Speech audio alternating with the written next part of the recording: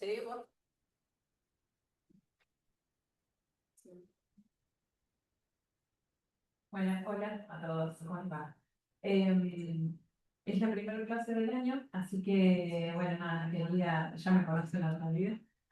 Este año me toca ser la presidenta a mí, yo soy Laura Martínez para los que están en el chat. Y este año el director del curso es el doctor Matías Pollero, con la colaboración de Florencia Martínez Colombres.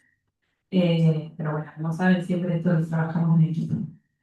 Arrancamos este año con el módulo de cardiopatías congénitas. Así que, bueno, nada, que lo disfruten. Es un tema que es complejo para el resto de los seres humanos, que no solo cardiólogos especialistas en cardiopatías congénitas, así que no duden en interrumpir y preguntar. ¿Bien? Los dejo con la doctora Nora Bueno, que es especialista en cardiología pediátrica y hace ecocardiografía, y bueno, ella es de los que ve estos pacientes todos los días. Bueno, gracias Laura, gracias por la invitación a dar, bueno, el módulo de comienzo de cardiopatías congénitas. Nosotros sabemos, los cardiólogos infantiles, que es un terreno un poco difícil a veces para el abordaje de los que vienen de la parte de adultos, pero yo creo que hay que concientizar a la cardiología en general de que en un futuro no muy lejano van a tener una población grande de pacientes con cardiopatías congénitas preparadas que lleguen a la adultez. De hecho, ya la población de congénitas del adulto prácticamente ha superado y duplicado la cantidad de bebés que nacen con cardiopatías congénitas por múltiples situaciones, digamos, básicamente porque hay menos nacimientos. En Argentina no se sabe cuál es el piso, digamos, de la natalidad, porque estamos bajando año a año la cantidad de nacimientos. Habitualmente hay unos 700.000 nacimientos anuales y en este momento en Argentina está en 450.000, pero no se sabe cuál es el piso, digamos, de la cantidad de nacimientos. Vamos bajando, pero todavía no llegamos al piso. Por lo tanto, el porcentaje de pacientes que nacen con cardiopatías congénitas también está disminuyendo por la menor natalidad y por la interrupción voluntaria del embarazo, ante situaciones graves. Muchos pacientes deciden no continuar con su gestación, es un derecho que tienen en este momento, y eso hace también que se haya disminuido en forma significativa la cantidad de niños que nacen con malformaciones. Más allá de eso, siempre hay. Y yo, el tema, digamos, lo charlamos con el doctor Marcelo Cabrera, que es uno que está colaborando con el curso trianual en la parte de congénitas, y él me pidió que diera la parte de generalidades, algunas cuestiones para que ustedes tengan el concepto de cuál es la importancia de las cardiopatías congénitas, y luego vamos a hablar de las lesiones obstructivas derechas, o sea, aquellas que afectan el flujo pulmonar. Por eso la clase es cardiopatía congénita obstructiva derecha, pero hay una parte previa que es de generalidad. Voy a ir pasando a tiempo. Así que no va a haber dos disertantes hoy, voy a hacer yo para dar como los dos módulos que se dan habitualmente. Si quieren y se cansan, me avisan a los 45 minutos, 50, hacemos una pequeña pausa para que relajen un poco y seguimos, como ustedes quieran. Bueno, vamos a continuar entonces. A ver. Vamos a empezar un poquito con la epidemiología de las cardiopatías congénitas. La incidencia en general de las cardiopatías es del 8 por 1000 recién nacidos vivos al año. Es decir, que yo tengo más o menos una incidencia, uno cada 100 recién nacidos vivos van a nacer con una cardiopatía congénita. Tener en cuenta que el 25% se asocian a síndromes malformativos o cromosómicos, es decir, que uno siempre que ve un bebé con una cardiopatía tiene que pensar si esto es parte de un síndrome más complejo o tiene una anomalía cromosómica o es una cardiopatía aislada, lo cual cambia en forma significativa el pronóstico de estos pacientes. El diagnóstico prenatal tiene mayor sensibilidad, sobre todo para los defectos complejos, y es allí donde alcanza una tasa de detección que está en centros de buena calidad y donde se hace en forma rutinaria el screening de corazón fetal. Más o menos la posibilidad de diagnóstico prenatal de cardiopatías complejas está alrededor del 85-90%. También hay que saber que muchos de los abortos espontáneos abortinatos se producen por cardiopatías, es decir, si uno lleva a la incidencia de los abortos espontáneos, llega al 22 por mil, y la detección y el diagnóstico de las cardiopatías ocurren en población de bajo riesgo. Es un concepto importante cuando uno empieza a abordar las cardiopatías. Si no necesitamos tener un antecedente materno significativo, o sea, puede existir, pero la mayoría de las veces las cardiopatías se dan en mamás previas que no tienen antecedentes significativos en la familia de historias de cardiopatías congénitas. Por supuesto, la válvula aórtica bicúspide es la cardiopatía congénita más frecuente en la población general, pero está totalmente subestimado porque hay muchos pacientes que no saben que tienen una bicúspide hasta que por alguna situación se hace un eco o tiene alguna complicación producto de esta malformación. El tamizaje del primer trimestre de las cardiopatías congénitas, esto para tener una idea somerísima de que hay estudios que se hacen muy precoces en el embarazo, que son el estudio de translucencia nucal en la semana 12 de la gestación, aún con un feto muy pequeñito, donde de acuerdo al grosor de la translucencia nucal uno puede tener un mayor riesgo de anomalías cromosómicas y de cardiopatías congénitas. Ese es el gran valor que tiene este método de estudio ecográfico, donde uno puede ahí separar las poblaciones y aquellas pacientes que tienen un bebé con una translucencia muy incrementada tienen un riesgo mucho mayor de tener una cardiopatía congénita asociada. Ustedes ven que cuando va aumentando la translucencia nucal, la incidencia va siendo mucho más significativa. Entonces, las cardiopatías congénitas con respecto a mortalidad, en los niños menores de un año, un tercio de las muertes, las anomalías congénitas en general, y uno cada 10 de todas las muertes en este periodo. Hay una disminución bastante importante en la mortalidad, siendo aún alta en algunas patologías como el corazón izquierdo hipoplásico. Esa sigue siendo una patología muy desafiante para nosotros, donde el síndrome de hipoplasia de ventrículo izquierdo o el síndrome de corazón izquierdo hipoplásico, que es lo mismo, es una de las malformaciones más difíciles de abordar y con un pronóstico un poco más sombrío. Antes era prácticamente incompatible con la vida, sí, hace 20 años, pero con las nuevas técnicas de hemodinamia en cirugía ha ido mejorando la supervivencia de estos pacientes y la calidad de vida. Entonces, ¿por qué mejora la posibilidad de tratamiento? Por el incremento del diagnóstico prenatal, es decir, nosotros sabemos que este bebé viene con esta malformación, esta o cualquiera, se lo recibe en una neonatología de alta complejidad, se lo está esperando y se programa el nacimiento. Entonces, se baja en forma significativa la morbilidad. Por los tratamientos quirúrgicos cada vez se han optimizado más y por los cuidados postoperatorios que hacen que estos pacientes puedan ser recuperados por terapistas o intensivistas pediátricos que son expertos en el manejo de cardiopatías congénitas. Eso ha llevado un proceso de muchos años donde en este momento contamos con todas estas especialidades que permiten la supervivencia de estos pacientes. Cuando yo hablo de una cardiopatía congénita, siempre tengo que pensar, como les dije previamente, si este paciente tiene anomalías asociadas o una anomalía cromosómica, porque allí va a cambiar el pronóstico de este bebé.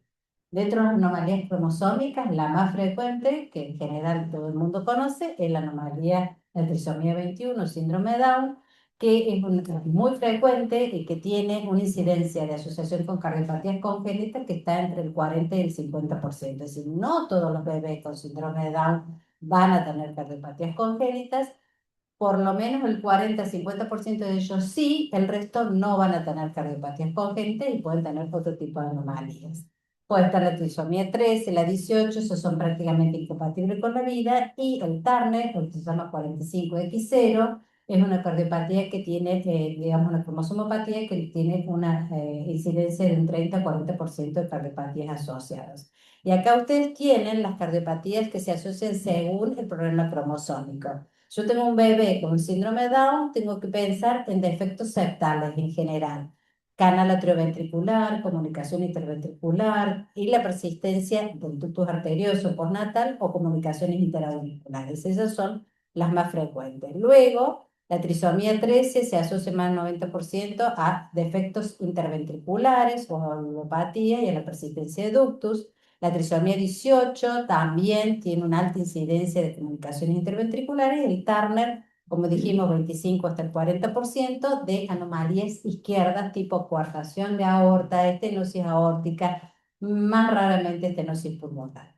Y luego están aquellas que son las microlesiones, es decir, donde yo tengo una alteración diferente, no tengo un gen de más, como es por ejemplo la trisomía 13, 21 y 18, sino que tengo una microdeleción, una alteración, por ejemplo, la más frecuente que nosotros vemos en cardiopatías congénitas, dentro de las microdeleciones es la que se llama 22q11 o síndrome de George, que probablemente lo hayan escuchado como síndrome de George.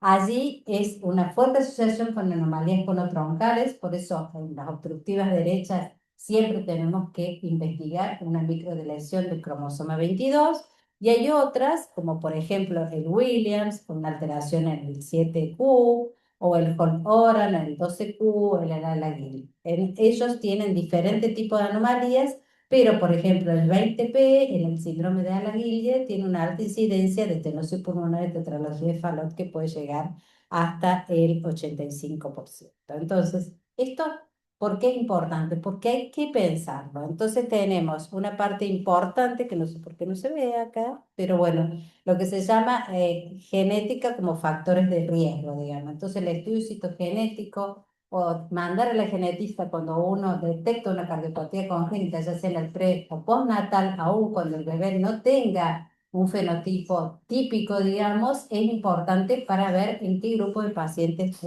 tenemos o riesgo tenemos en ese paciente. Luego hay drogas que son sospechosas de inducir anomalías cardíacas. Y esto cada vez más y más. Antes, cuando, bueno, hace unos años hablábamos casi exclusivamente del síndrome, el síndrome alcohólico fetal, es decir, aquellas mamás, el alcohol, más allá, tiene una alta toxicidad y es teratogénico. Es decir, por eso está proscrito durante el embarazo. A veces las madres dicen, bueno, pero un poquito, que el champán, que no, nada de alcohol, porque el alcohol en cualquiera de sus formas puede, digamos, inducir a anomalías cromosómicas y de efectos cardíacos, como de efectos septales, comunicaciones interventriculares, CIA, Fallot, y además otras alteraciones como microcefalia, diafragmática, etcétera. Los más importantes, en este momento hay una gran incidencia de madres que consumen. A veces es difícil conseguir ese dato, algunas lo dicen y otras no, pero la cocaína se consume bastante y también es teratogénica. El etanol, el litio, sobre todo se había asociado mucho tiempo con la anomalía de Epstein, pero ahora hay estudios que parece que no tiene tanta asociación con el Epstein, pero es teratogénico y muchos pacientes a veces están por problemas neurológicos y demás, o psiquiátricos tratados con litio, y toda esa medicación debe ser suspendida o cambiada. La fenitoína, la vitamina D y todas estas, el ácido retinoico, bueno, la talidomida no se usa más, el valproico también. Es decir, que siempre investigamos cuando nosotros tenemos un defecto congénito mayor del corazón, en la vida prenatal o postnatal, si la madre no tuvo un consumo de drogas tóxicas que pueden haber afectado en el periodo de embriogénesis, es decir, durante las primeras semanas de gestación.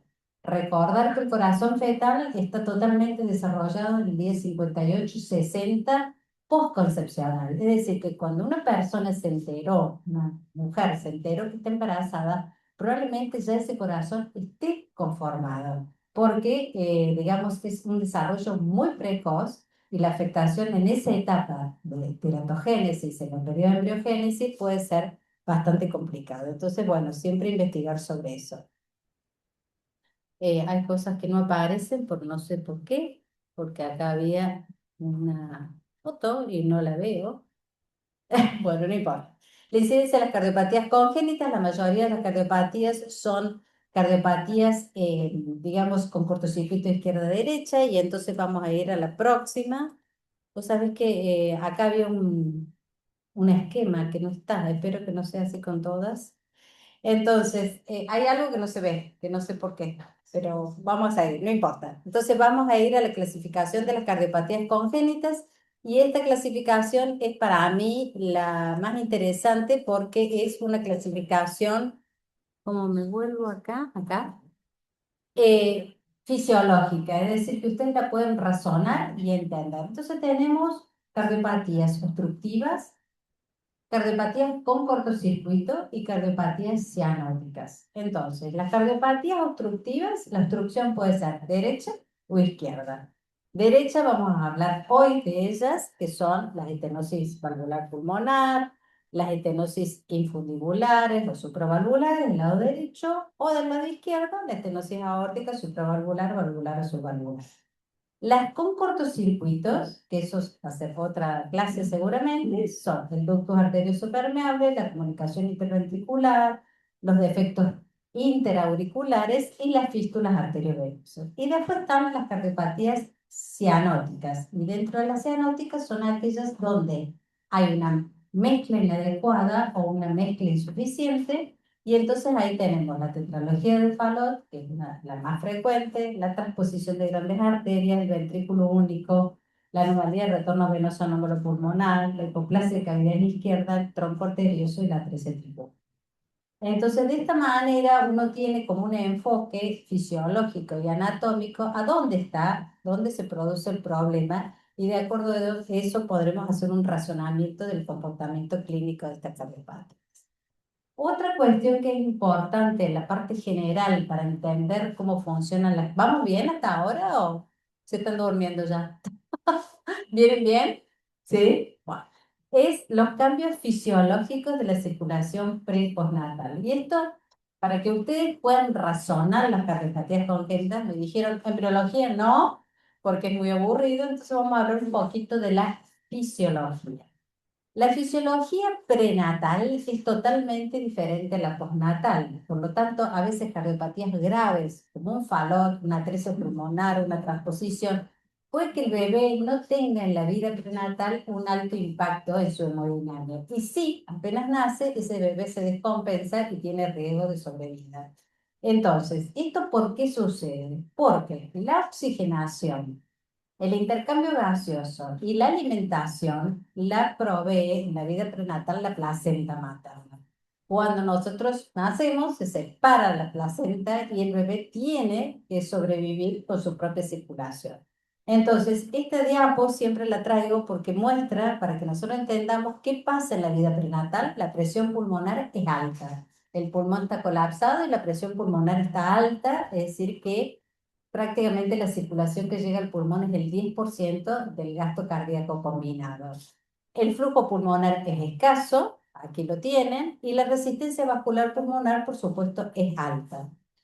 ¿Qué pasa cuando este niño nace? En el momento de nacimiento, la resistencia vascular, la oxigenación y la expansión pulmonar, por efecto de el oxígeno, el óxido nítrico, endotelinas y demás, baja la resistencia vascular pulmonar abruptamente, se incrementa el flujo pulmonar en forma significativa, al 100% para hacer la oxigenación, y la presión pulmonar no baja tan abruptamente, va bajando lentamente en un periodo que se llama adaptación cardiocirculatoria del recién nacido, que lleva al bebé desde el momento del nacimiento hasta 3 meses posterior al nacimiento. Por eso, si tenemos una noxa o alguna alteración pulmonar importante en esta etapa, muchas veces la presión pulmonar queda alta y va a demorar más en descender a los patrones normales. Se calcula que más o menos a las 7 semanas postconcepcional, digamos, post-nacimiento, perdón, el bebé va a tener una resistencia vascular pulmonar normal, el flujo pulmonar completo y la presión pulmonar llega a los valores normales. Entonces, entendiendo este concepto, vamos a poder comprender por qué se comportan de determinada manera ciertas cardiopatías. Entonces, esto es un poquito para lo que se llama circulación transicional, es decir, desde que el bebé nace hasta que se produce la adaptación normal de todo ser humano. Entonces, el nacimiento, ventilación pulmonar, cae de la resistencia vascular pulmonar, aumento del flujo pulmonar, presión pulmonar mide el 50% de la sistémica, la presión de la arteria pulmonar, resistencia vascular pulmonar entre las 4 y las 6 semanas cae en los valores normales. Incremento del retorno venoso pulmonar, por eso es muy importante ver que las venas pulmonares lleguen a la aurícula izquierda, y cierre del foramen oval y el ductus arterioso. Eso es lo que sucede en forma normal.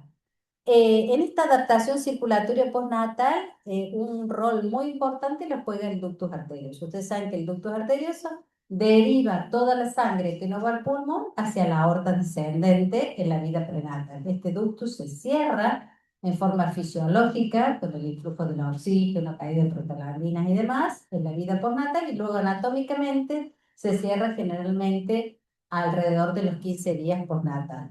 Entonces, el cierre y constricción funcional es en las primeras horas, pero queda como sensible, el ducto se puede volver a abrir en situaciones de hipoxemia, y si nosotros tenemos una cardiopatía cianótica, probablemente ese ducto no se cierre y permanezca abierto para suplir esa hipoxemia que presenta el recién nacido.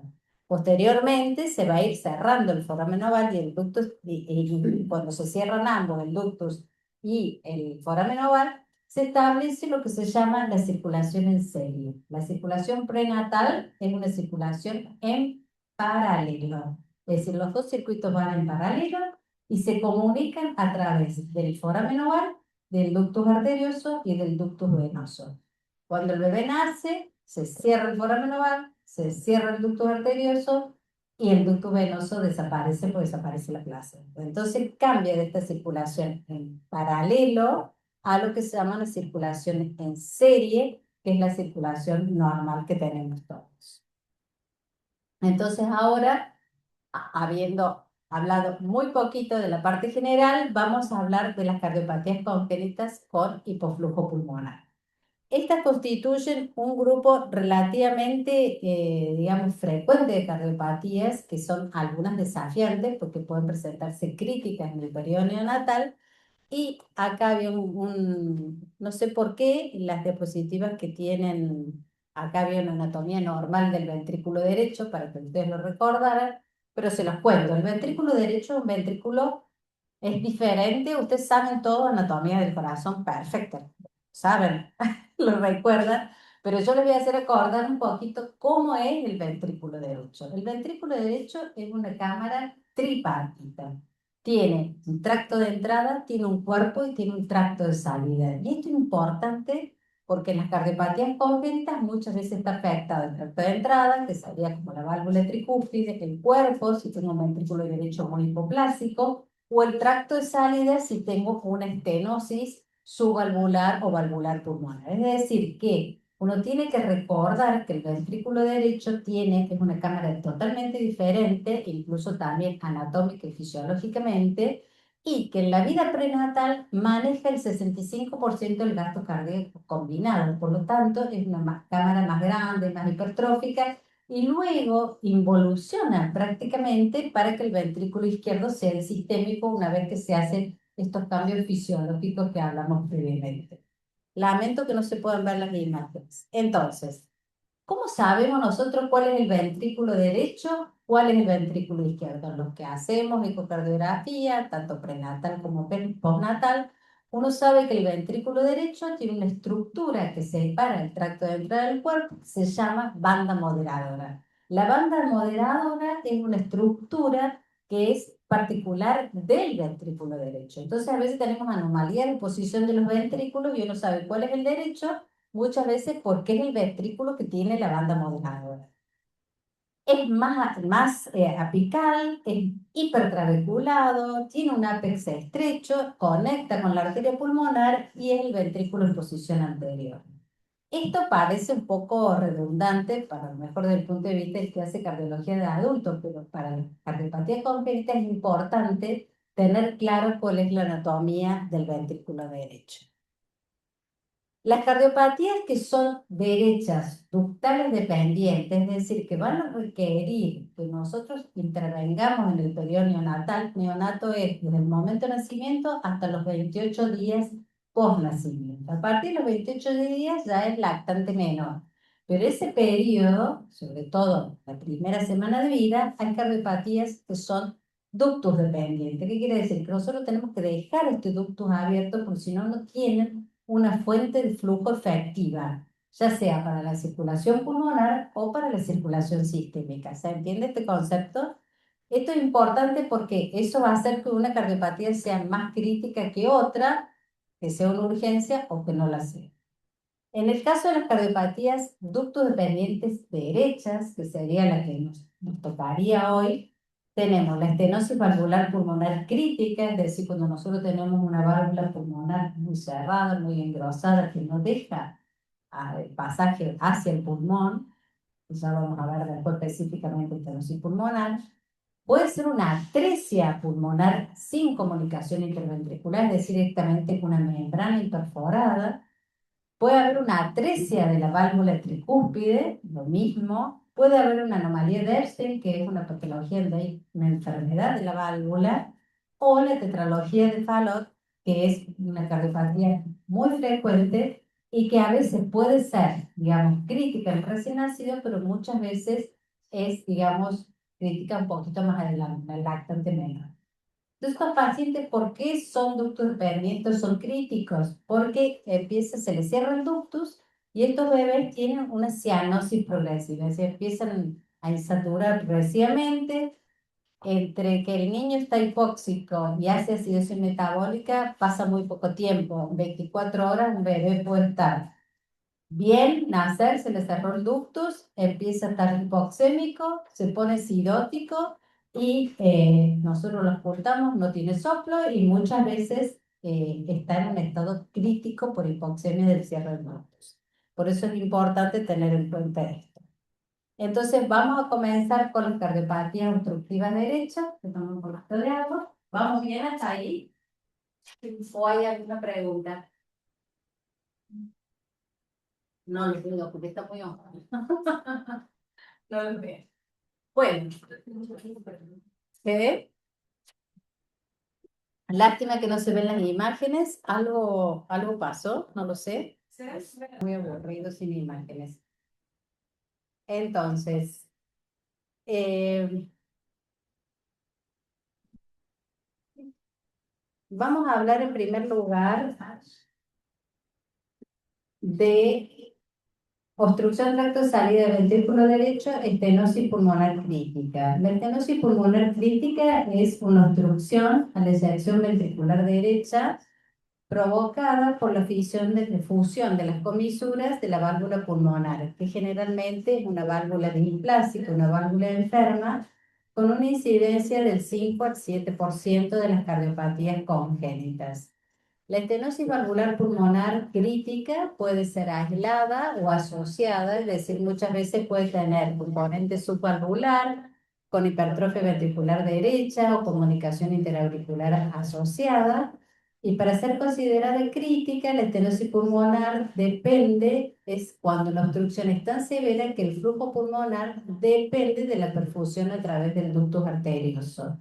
Y se da un cortocircuito de izquierda a derecha a nivel auricular y la saturación de oxígeno del bebé está por debajo del 80%.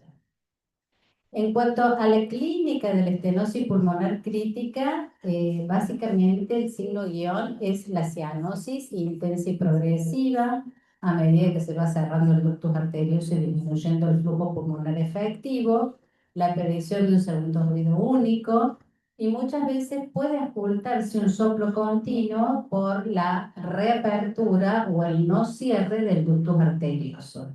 Es decir, cuando nosotros tenemos una estenosis pulmonar leve o moderada, podemos tener un soplo rudo, alto, el borde externo izquierdo, pero cuando hay una obstrucción muy crítica, el soplo que ocultamos es el soplo de la persistencia del ductus arterioso.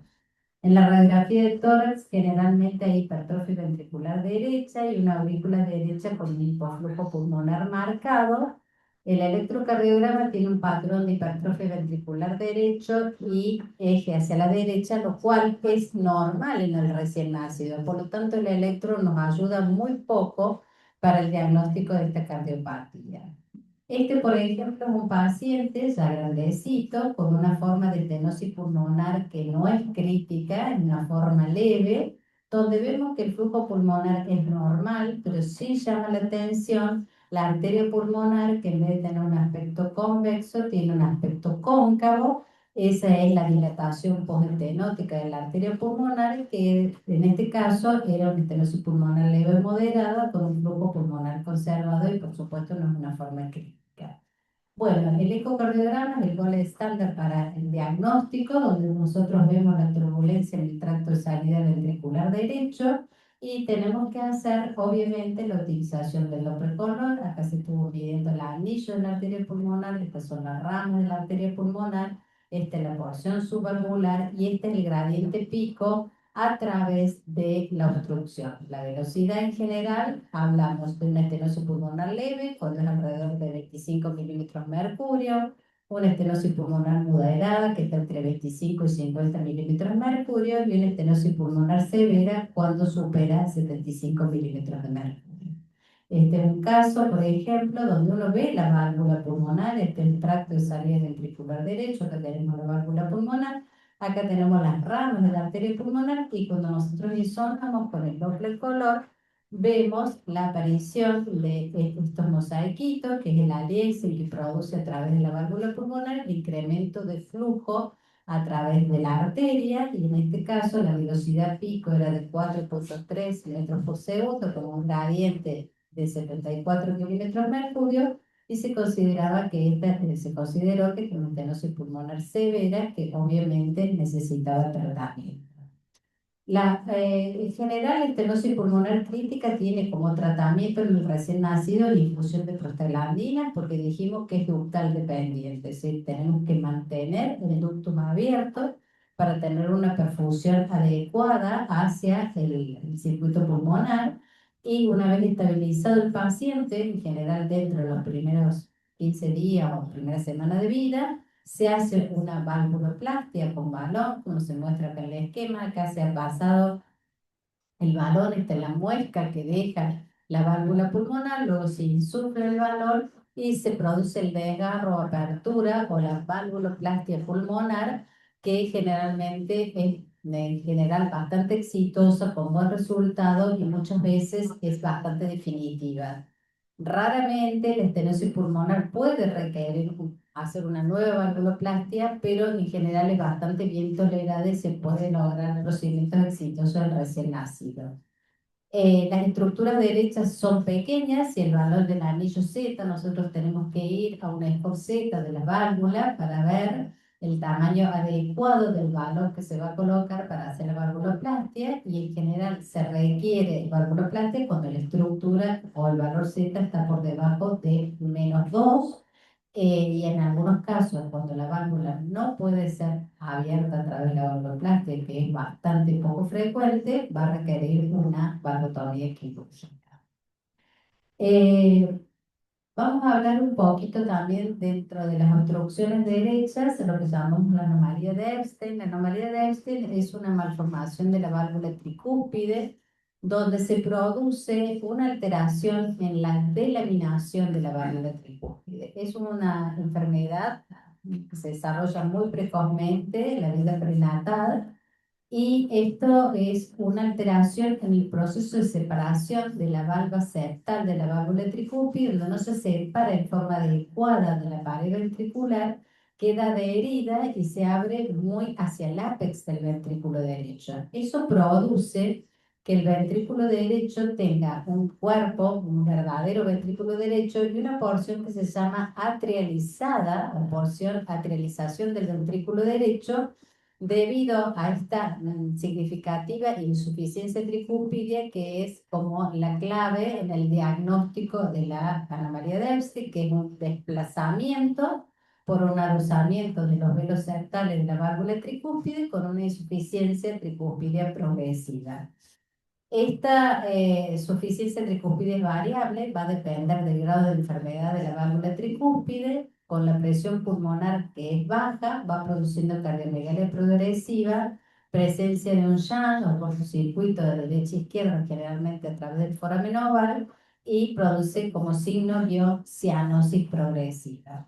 La incidencia es una cardiopatía poco frecuente, alrededor del 1% de todas las cardiopatías congénitas, pero lo importante es conocer que tenemos formas graves de anomalía de Epstein, donde todo el flujo del ventrículo derecho va hacia la aurícula derecha y muy poco flujo va hacia la arteria pulmonar, y a veces esto conlleva al desarrollo de lo que se llama una atresia pulmonar funcional, que pone mucho más grave a este paciente. Hasta formas de anomalía de Epstein que llegan con un soplo o una consulta a los 4 o 5 años, que nadie le había hecho un ecocardiograma ni se había percatado, y se ve el desplazamiento de la válvula tricúspide con formas leves, es decir, que es una enfermedad que tiene una amplia variabilidad entre formas críticas del recién nacido, formas intermedias en los niños, y hay muchos adultos que tienen anomalía de Epstein que nunca han necesitado, digamos, tratamiento reparador de esa válvula.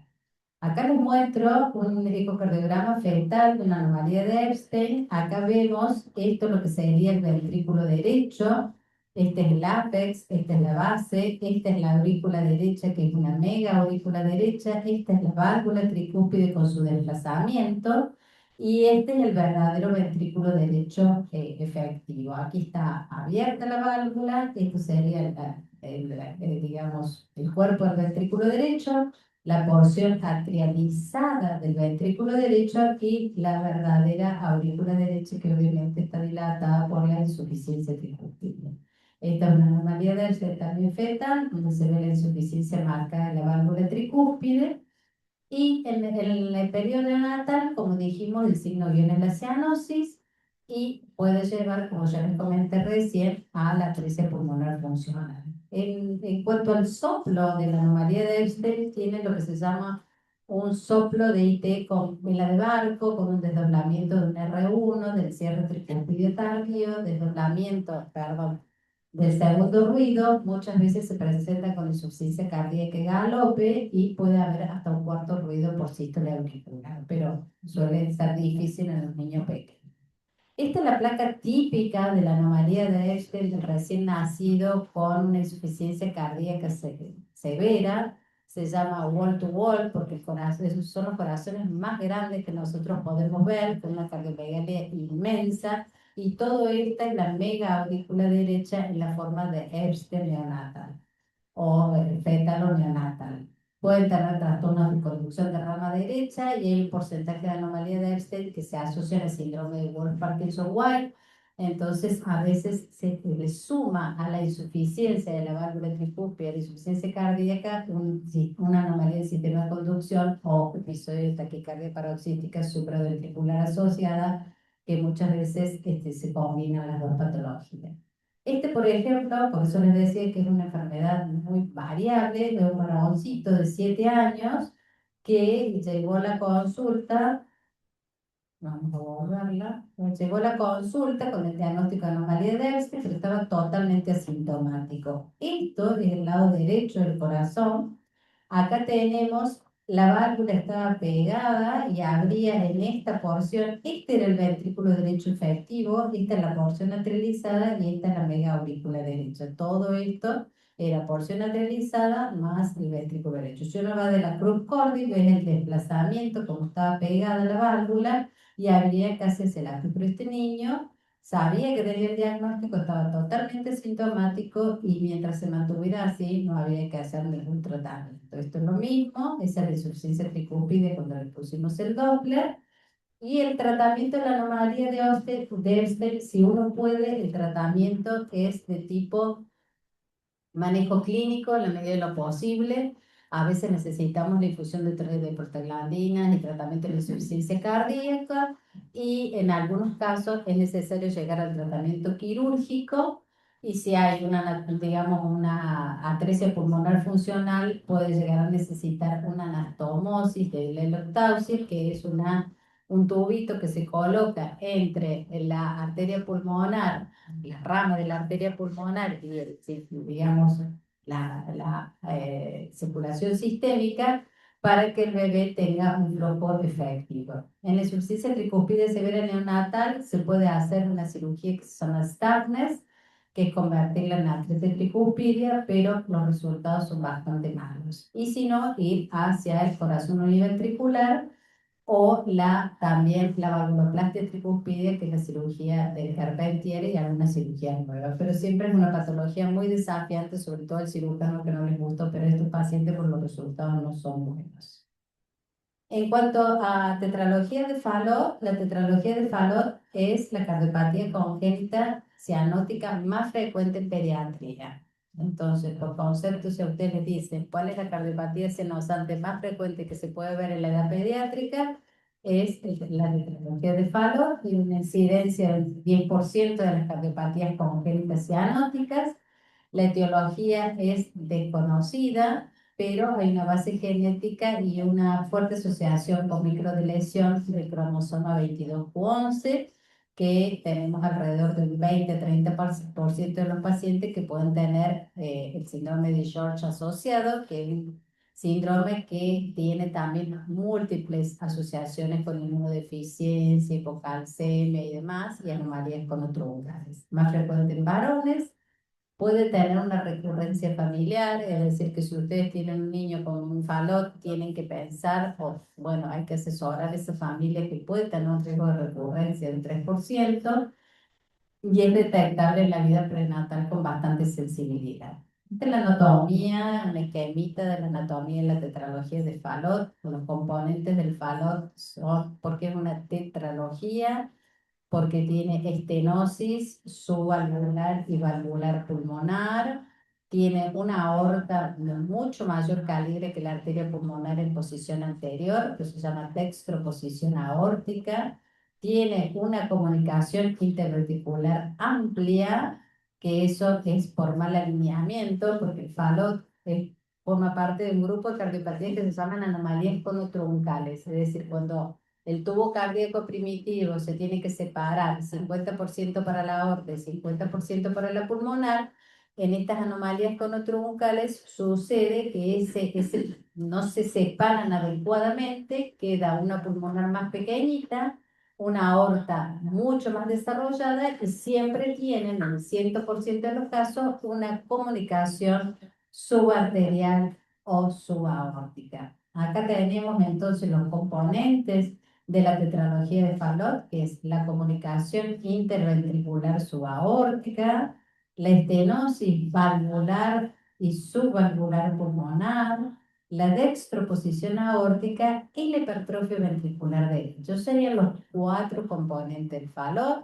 Hay gente que habla de la pentalogía de Fallot cuando tenés una comunicación interauricular asociada, que puede suceder también, pero bueno, ya con esto alcanza. Las anomalías cardíacas asociadas, es decir, el Fallot puede, además de la cardiopatía, tener problemas, por ejemplo, en la distribución o anomalías coronarias, que son importantes de conocer. Por eso estos bebés antes de la reparación no van a repararse con eco, sino tenemos que hacer siempre un cateterismo, un método de imágenes adicionales para ver cómo discurren las coronarias, porque muchas veces las coronarias discurren sobre el tracto de salida del ventrículo derecho, justo donde tiene que ir el cirujano a hacer la reparación. Entonces puede tener un cierto porcentaje de anomalías coronarias. Pueden tener, si el ventrículo derecho es muy pequeño, colaterales sistémicos pulmonares, puede tener al cuadro aórtico derecho hasta un 30%, el foramen oval permeable o CIA, como dijimos, y puede tener también una vena cava superior izquierda drenando el seno coronario, es decir, a veces se acompaña de anomalías asociadas.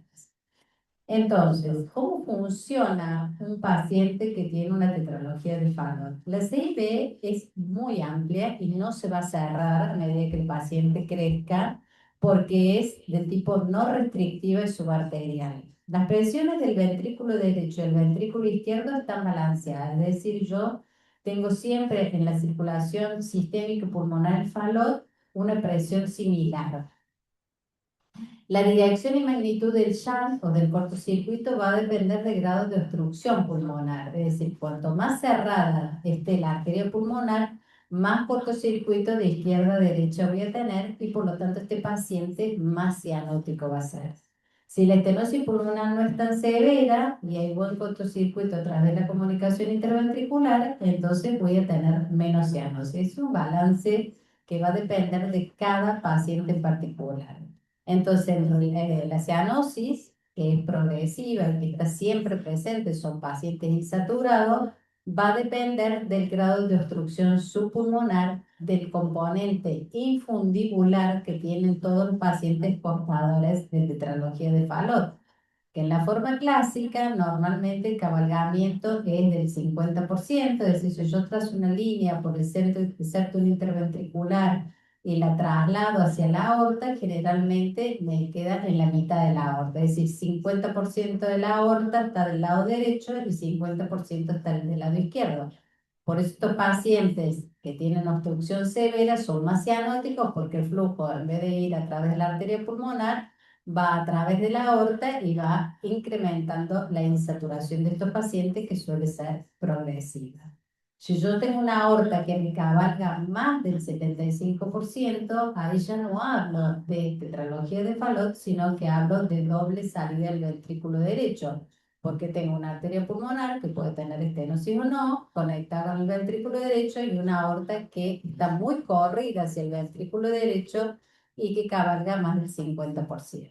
Los hallazgos clínicos en la tetralogía de Fallot, el signo guión es la cianosis progresiva. Muchas veces la cianosis, digamos, para que sea clínicamente evidente, tiene que estar por debajo del 80%. En general, cuando la cianosis está en 85 o encima, la saturametría de oxígeno puede que el paciente no esté, digamos, tan cianótico clínicamente. A veces nos ha pasado de padres que ni siquiera se dan cuenta que su bebé tiene una cianosis significativa porque está con una saturación ahí borderline. Otra cosa grave que puede producir la tetralogía de Fallot es lo que se llaman las crisis hipóxicas o hipercianóticas del Fallot, que es con los bebés a medida que, hasta que digamos, esto es una cardiopatía que no se corrige en la etapa neonatal. En general la corregimos entre los 3 y 6 meses posterior al nacimiento. ¿Por qué? Porque se espera que haya esta adaptación cardiocirculatoria, que el bebé salga de la etapa neonatal que tiene mayores riesgos. Y muchas veces en ese proceso los bebés pueden hacer lo que se llama una crisis hipercianótica, que es que la porción infundibular de la porción subvalvular pulmonar se contrae muy bruscamente por estímulos como la fiebre, la anemia, la hiperexcitabilidad, la deshidratación, etcétera. Y el niño que venía muy bien, fue creciendo y esperando para hacer la cirugía, de pronto hace un evento hipóxico agudo. Eso se llama crisis hipercianótica.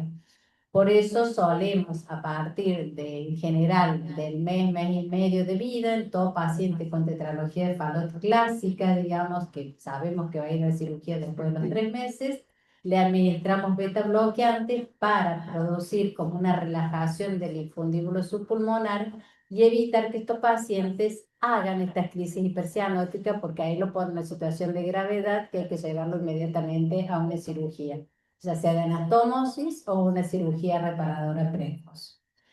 En los niños mayores pueden tener intolerancia al ejercicio, en la ocultación el segundo ruido es único y generalmente el componente pulmonar es hipofonético. Y el soplo pansistólico suele tener un soplo bien intenso de estenosis valvular y subvalvular pulmonar. Eso es lo que sopla en la tetralogía de Fallot y no la comunicación interventricular.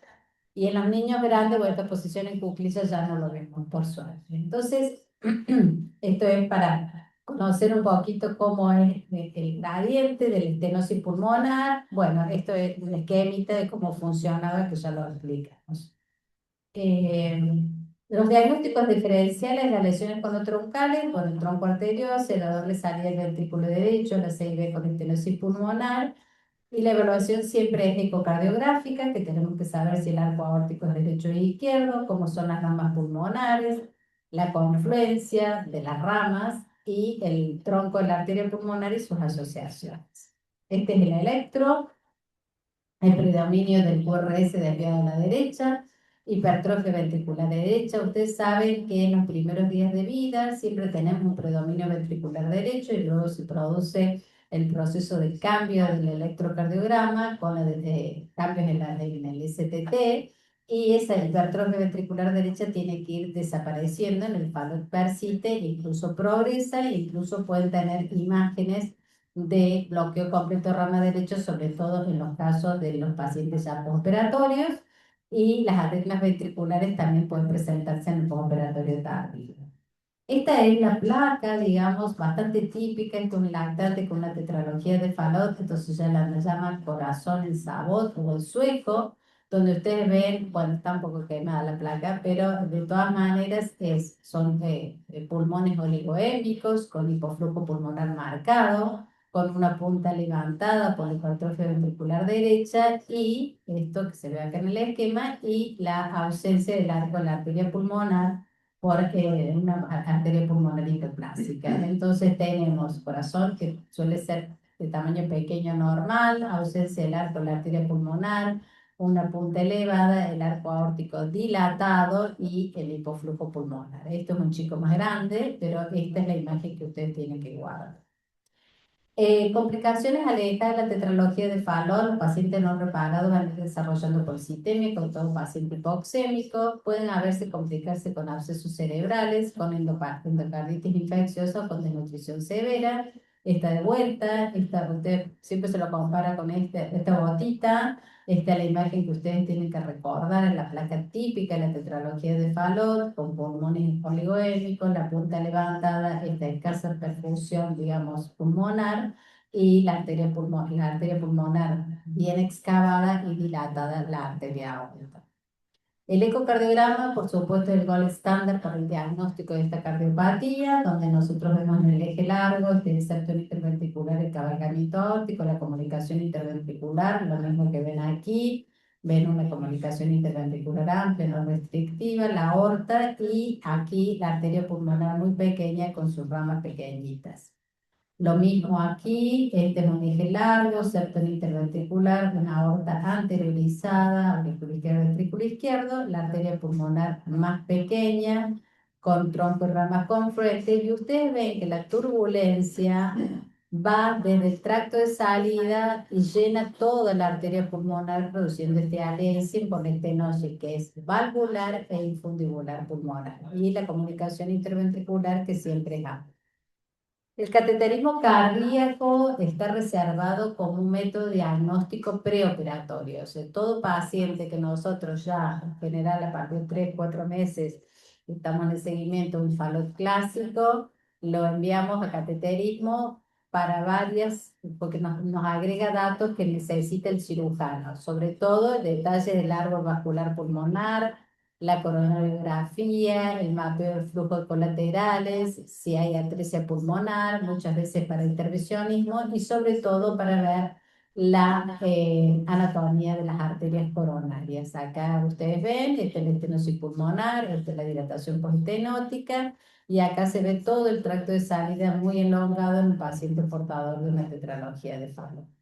La resonancia magnética muchas veces tiene lugar cuando nosotros queremos evaluar adecuadamente el tracto de salida ventricular derecho, pero básicamente se utiliza para el seguimiento alejado de los resultados de la reparación de la tetralogía de Fallot. Acá se ha puesto un parche, un homógrafo, y acá podemos ver cómo la resonancia nos da mucho más datos que el eco y muchas veces que el cateterismo. Hay una forma especial, porque el Fallot tiene varias variantes, que se llama Fallot con agenesia de válvula pulmonar, donde la válvula pulmonar es muy rudimentaria y en vez de ser obstructiva produce una insuficiencia pulmonar severa con esta dilatación aneurismática de las ramas y tiene un comportamiento totalmente diferente al Fallot clásico. Como les hablé hace un rato de la crisis hipoxémica, esto puede suceder a veces en los pacientes que vienen muy bien y entonces llegan con una situación de urgencia a una guardia pediátrica, a veces a un dispensario, a una salita, donde sea, y uno tiene que saber qué hacer. Si el bebé sabe, o sea, la familia conoce que tiene el diagnóstico de Fallot, que el niño se pone bruscamente cianótico, y ustedes lo reciben y el niño está sin soplo, pálido y cianótico, lo primero que tienen que hacer es tratar de hacer una expansión de volumen, una canalización, administrar oxígeno, muchas veces morfina subcutánea para producir una relajación de la porción infundibular. A veces hay que utilizar fenilefrina para mejorar la presión arterial sistémica. Y si con esto el paciente no se recupera hasta que espera una ambulancia y puede ser derivado a un hospital pediátrico, se puede dar beta bloqueantes endovenosos si es que disponen, y a veces es necesario la sedación y la asistencia mecánica respiratoria. Cada vez lo vemos menos porque cada vez se están corrigiendo más precozmente estos pacientes. Antes, cuando los corregíamos alrededor del año, muchas veces entre los 3 y los 6 meses, veíamos con cierta frecuencia esta crisis hipoxémica. El tratamiento preoperatorio de Falot es muy importante el estado nutricional, las buenas condiciones. Estos pacientes son hipóxicos, tienen que estar con suplemento de hierro. El cuidado dental de estos pacientes, cuando ya son niños grandes y están preparados de Falot, tienen que ser muy cuidadosos. Y muchas veces es necesaria la alimentación de beta bloqueantes si queda cierto grado de estenosis subaracnoidea. Acá tenemos cuál es el tratamiento quirúrgico, que es, digamos, el tratamiento habitual del FALOR. ¿Qué hace el cirujano? El cirujano pone un parche en la comunicación interventricular y con eso redirecciona el flujo de la aorta. Hace que la aorta, que la teníamos un poco corrida hacia el ventrículo derecho, se conecte totalmente con el ventrículo izquierdo. Además, hace una ampliación de la arteria pulmonar con otro parchecito, esto se llama parche transanular. A veces sí, a veces no, dependiendo del tamaño de la arteria pulmonar, y hace también una apertura y una plastia de la válvula pulmonar. Ese es, digamos, groseramente, yo no soy cirujana, el tratamiento que hay que hacer en la tetralogía de Fallot para la corrección completa y electiva de acuerdo a la variante hemática. Bueno, vamos a tener que ser. Podría, podría. En breve. Bueno, ¿cómo definimos al tronco arterioso? O tronco arterial común, muchas veces lo van a ver como TAC. Tronco, no es que nada que ver con la TAC.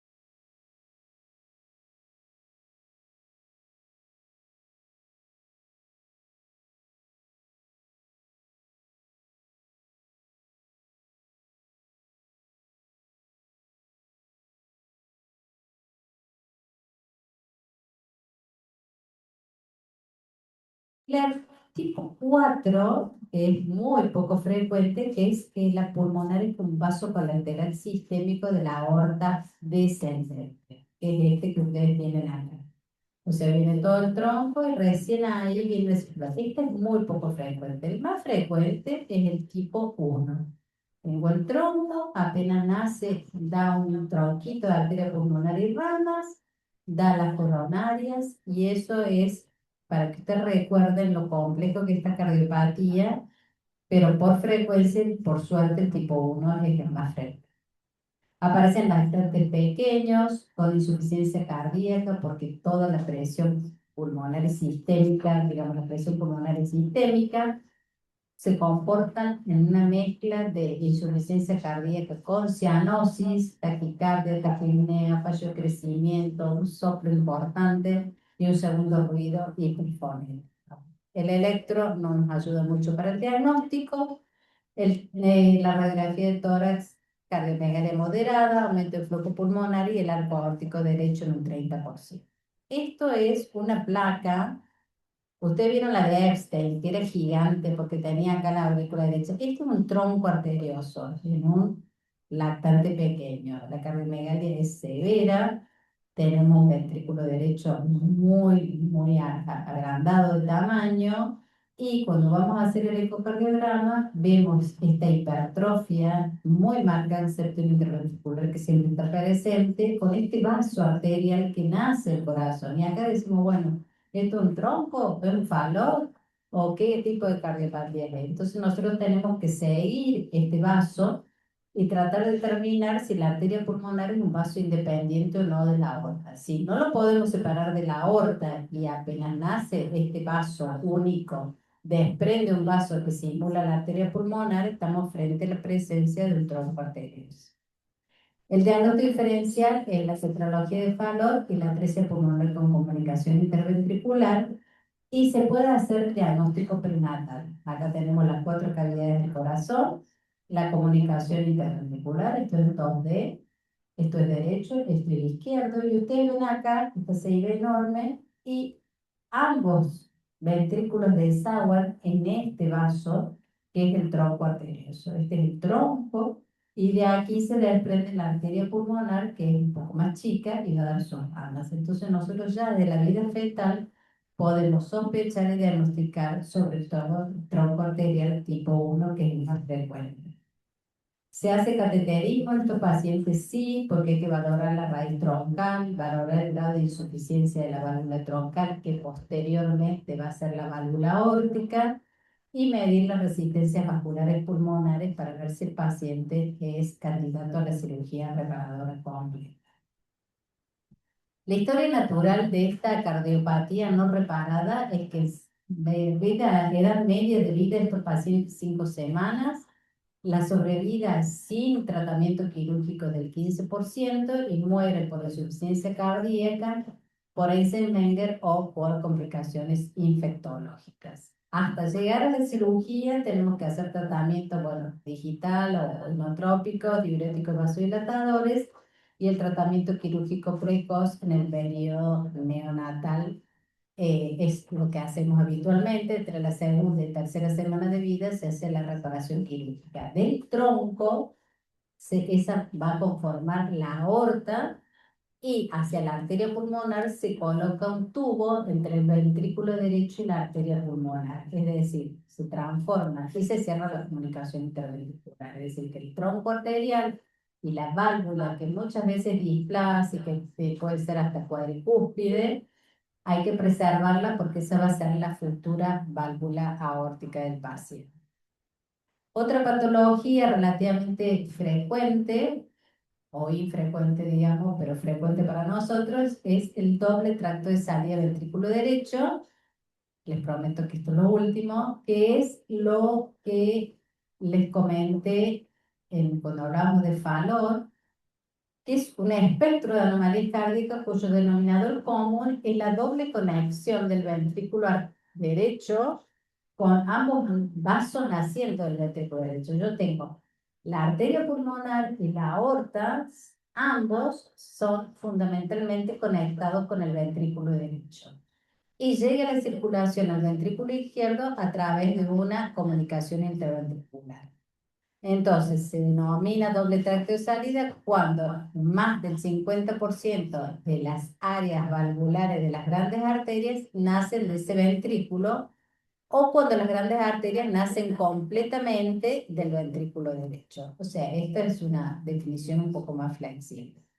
Hay criterios originales, hay criterios más flexibles, no importa. Acá les muestro, esto es un diagnóstico de un feto prenatal donde vemos la arteria pulmonar y la aorta ambas conectadas al ventrículo derecho. Este es el esquemita para que ustedes se den cuenta. Siempre en todas estas anomalías hay comunicación interventricular. Este es el ventrículo izquierdo, que suele ser un poco más pequeño, el ventrículo derecho del cual nace la aorta y la arteria pulmonar, y estos vasos pueden estar en normoposición, o sea, con cruce arterial normal, o pueden estar en transposición con distintos grados de estenosis pulmonar.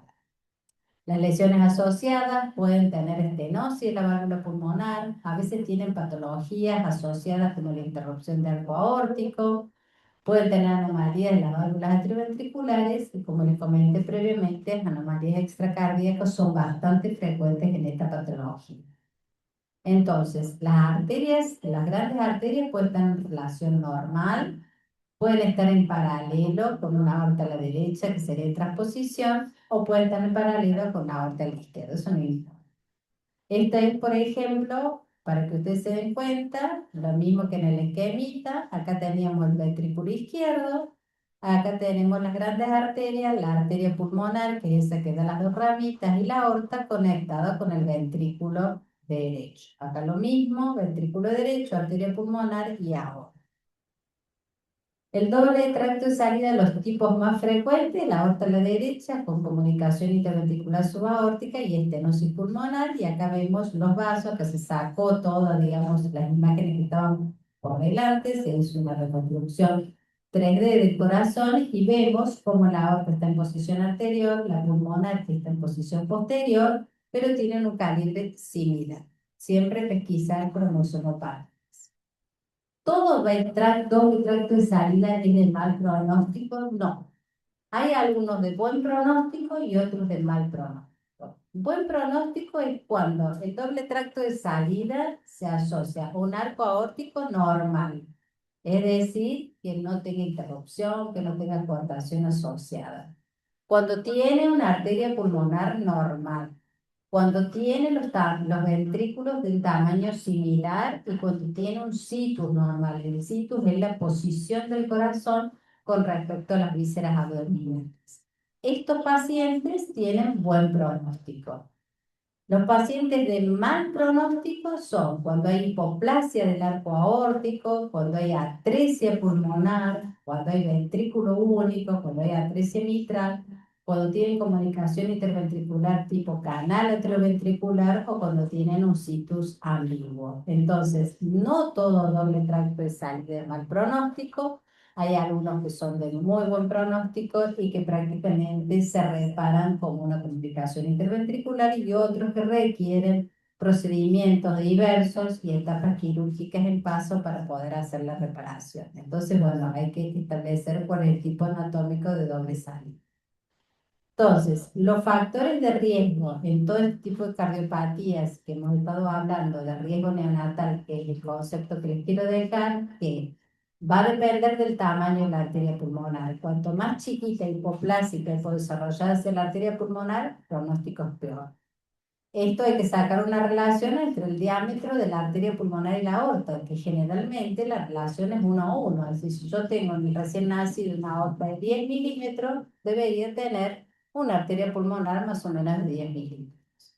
Cuando hay atresia pulmonar, es decir, la válvula está completamente cerrada, o hay ausencia de la válvula pulmonar, es decir, hay un rudimento de la válvula pulmonar, son siempre pacientes críticos de mal pronóstico. La asociación con otras anomalías o síndromes le da una posibilidad de sobrevida del 10%, o sea que le complica mucho la supervivencia de estos pacientes.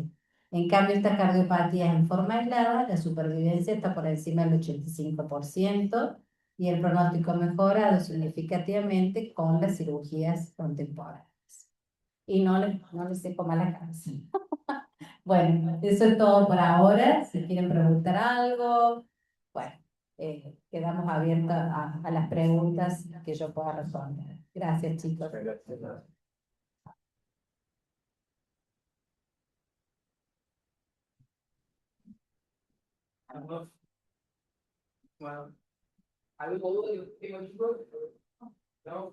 ¿Estamos bien con la hora? Bien. Bueno, chico, una cosita para este año nos han cambiado un poco la forma de trabajar.